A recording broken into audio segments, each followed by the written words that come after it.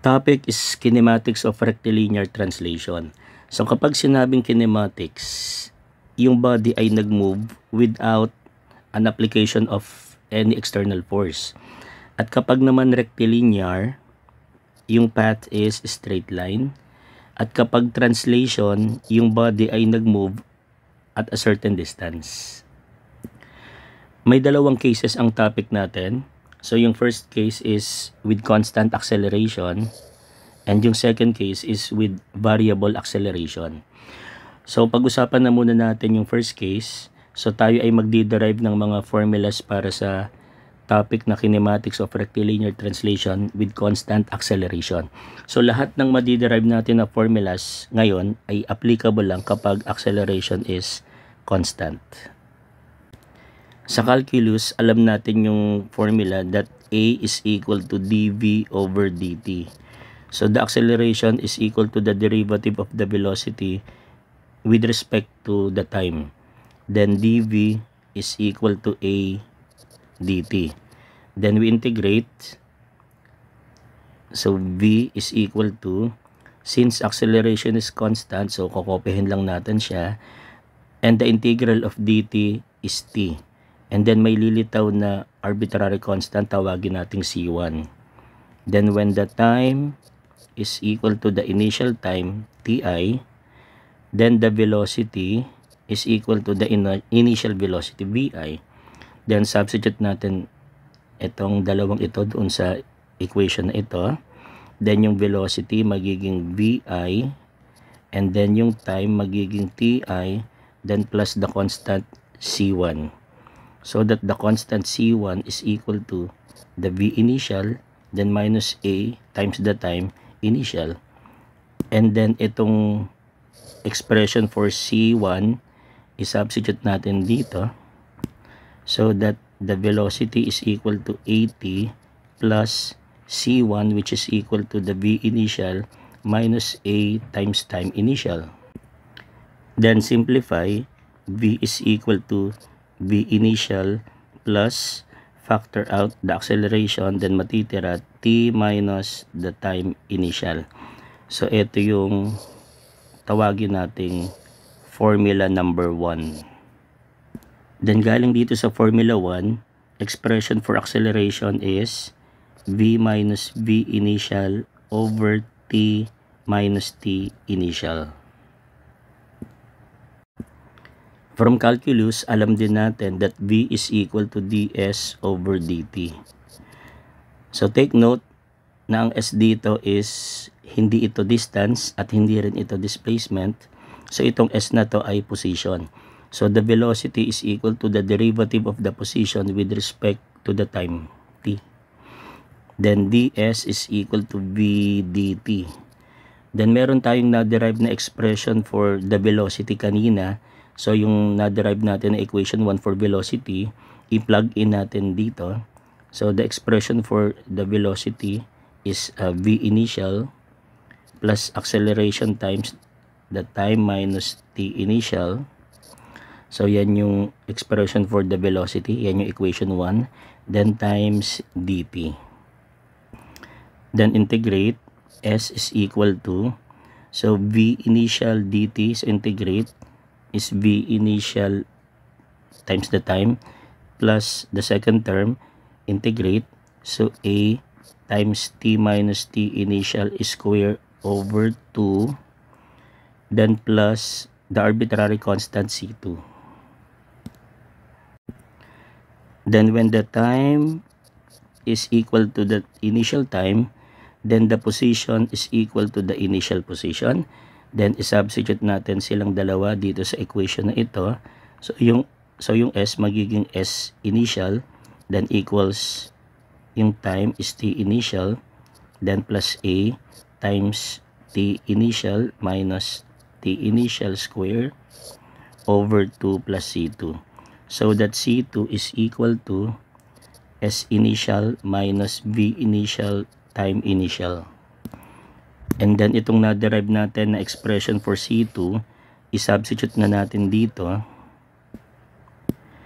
So that the equation for the position is equal to V initial time plus acceleration times t minus t initial square over 2 plus the expression for C2 equal to S initial minus V initial times T initial.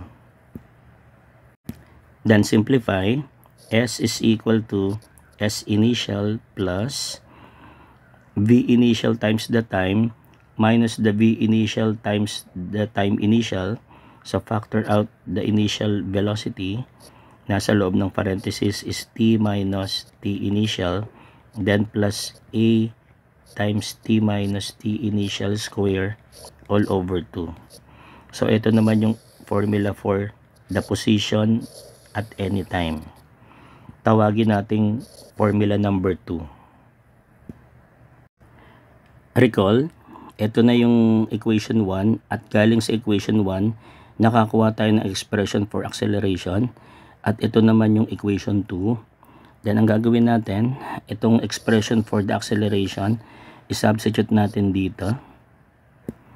So ang result, S is equal to S initial plus V initial times T minus T initial plus 1/2 times yung acceleration V minus V initial over T minus T initial, then times T minus T initial square. Then simplify.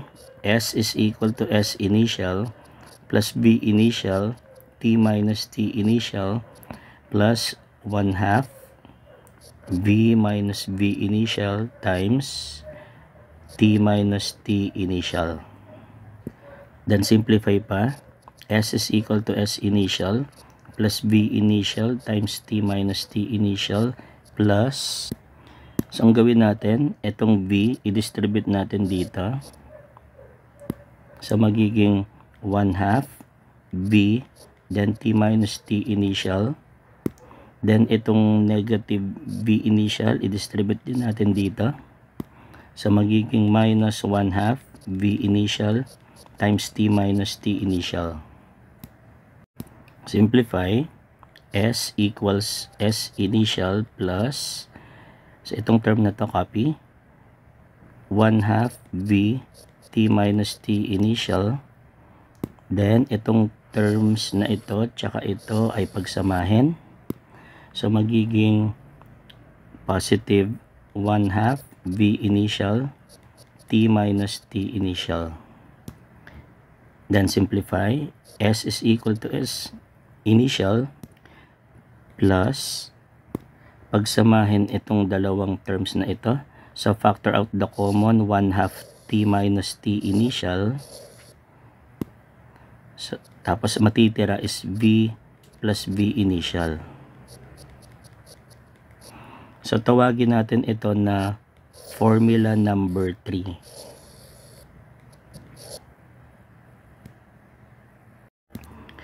Okay, so from calculus ulit, A is equal to dV over dt and V is equal to ds over dt. So galing dito, so meron tayong expression for dt equal to dV over A, at galing naman dito another expression for dt equal to ds over V. So equate natin yung dalawang dt's, so that dV over A is equal to ds over V. Then V dV is equal to A ds. So integrate. V square over 2 equals, constant yung A, so copy, then integrate ds, so S, then plus the arbitrary constant, tawagin nating C3. Then when the velocity is equal to the initial velocity, then the position is equal to the initial position. Then substitute natin sila dito sa equation na ito. So velocity becomes V initial and then square over 2, then equal to A, then S becomes S initial plus C3. So expression for C3, V initial square over 2 minus A S initial. Then itong expression for C3, i-substitute natin dito. So V square over 2 is equal to AS, then plus C3 is V initial square over 2 minus A times S initial. Then simplify, transpose natin yung V initial square over 2 sa left side. So left side magiging V minus V initial square all over 2, then equal to, so sa right side factor out natin yung A, so matitira is S minus S initial. So bali velocity square ito na. So that velocity square is equal to, simplify, V initial square plus 2A then S minus S initial. Tawagin natin itong equation 4. Ito na yung mga equations na na-derive natin. So itong apat na equations na ito ay mga general equations ito para sa topic na kinematics of rectilinear translation with constant acceleration. So pag sinabing general, yung initial position dito is yung initial time, it could be any time. So yung initial position, it could be anywhere. Then mag-set tayo ng condition na kadalasan ay nangyayari. So kadalasan yung initial time is 0 and yung initial position is 0. So therefore yung magiging initial velocity will be V0. Then isubstitute natin itong mga conditions na ito sa apat na equations. So yung equation 1 ay magiging V is equal to VO plus A times T minus yung T initial is 0. So equation 1 ay naging V equals VO plus AT. Then isubstitute naman natin yung mga conditions kay equation 2. So sa equation 2 ay magiging S equals S initial is 0 plus V initial is V0, then T minus T initial is 0, then plus 1/2 A T minus 0 square. Then simplify, S is equal to VOT plus 1/2 AT square. Then substitute yung mga conditions kay equation 3. So sa equation 3 ay magiging S is equal to S initial which is 0, then plus 1/2 V plus yung V initial magiging V0, then T minus 0. So simplify, S is equal to V plus VO over 2 times the time.